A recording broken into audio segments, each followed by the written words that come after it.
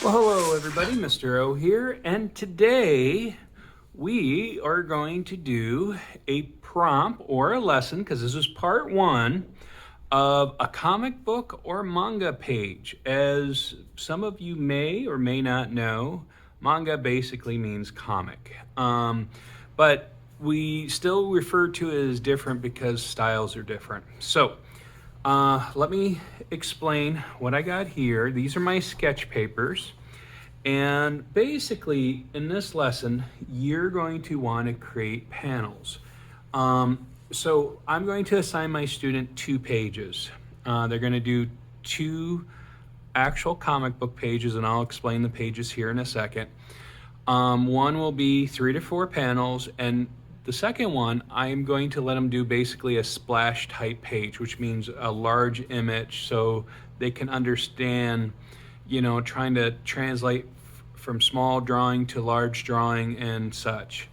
So what I did is, as we have the comic book page, as you can see, it has name, date, book, issue, page, and it's good to fill those out as you work. And we have all these lines. We have a trim line, we have a bleed area for ink, and marks, notes can be taken, and you can draw. Now don't worry, when you kind of load them up into your digital program, whether you do all of it traditional or not, you'll be able to remove the light blue lines. It's kind of a product of the past where the light blue lines wouldn't show up in the copy machines. I actually don't think they were called that at the time. But with digital, it's an easy remove. And they do sell 11 by 17 paper without any of the lines. So you can choose which paper is best for you if you like to kind of do your own thing, and then you can just put your stuff on the top or on the back as you see fit. What I had done is I had created a smaller version of this paper, and doing the same thing of name, date, book, issue number, and page. And these dashes line up perfectly. So when I sketch, I can actually lay it out exactly. That's why there's more of a alley on the side. And as you can see, I already start creating gutters.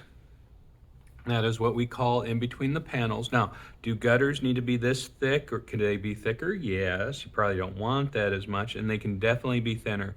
And it doesn't have to be white.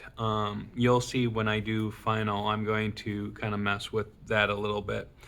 And so I would assign original comic story. So you figure, let's just say the most basic, 3 panels on one page and a fourth as a page by itself. So that's 4. I would always have like some sketches handy of character sheets. These are characters I'm going to use in my story, and you might even see them evolve from the character sheets as I realize some things aren't as practical. And let me get a ruler here. I'll just use this one. Usually I'll use a clear plastic one. But see these dashes? You can line up these dashes to create your lines, and it's really nice and handy. And then for very basic, I can just use, as you can see, I matched the width right here, and I would probably want to go all the way to the line with the ruler. And I can create those panels. When I actually sketch, now this is a choice. So you as an artist get to choose whether you want to do this or not. So when I sketched out my idea, as you can see, I was very stick figure. I started doing maybe, giving it some substance, some using the shape, some cylinders and stuff like this, and get some more rendering done. And I would probably do this before I go to final. So I wrote a little thing, because believe it or not, this is the second time I'm doing this video. The first one, I was definitely too tired when I did it. So here's my panel 1, and you can see that I'm going to do 3 images maybe, but you're going to see probably change. And then here was the first of the page. Here's a blank, by the way. Here's the first how I did it, and I was like, that's a little too boring, and I'll explain the boring thing. And then I realized it needs to be an action shot, so this is what I had kind of sketched out. You know, my two characters are meeting. It wasn't a very good first meeting. It was violent. So, and I'm also starting this in the middle of a story so I can have an action scene. Because as you know, any story can't be pure action. But also drawing in front of students or you, just plain people sitting around talking is not exciting either. Action is exciting, but leading up to the action.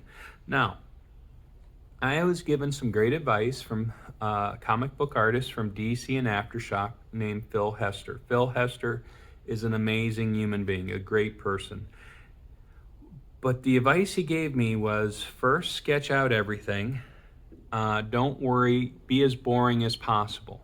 Hang it up, and over time, just stare at it and see what you want to do to evolve from action. Now, in part 2, I'm going to talk about that advice and how I kind of change things. And yes, I have already gotten the stuff laid out for part 2, but that's enough for today to get you started. So what you want to do is figure out, could you do 5 panels? Could you do 7 or 8? Yes. Could you split this into 2 panels? Yes. If you're not my student, you do what you want. And if you've never done this before, try it to do it the way I'm showing you. It might give you a better understanding.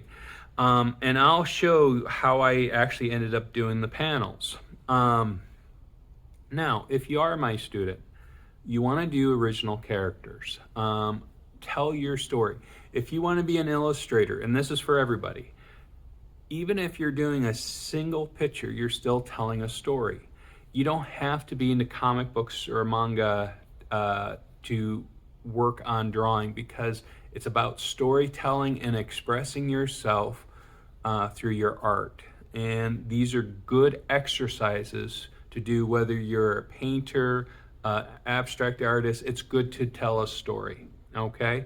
And guys, before I forget, I will just use this right here just to tell you guys you are loved.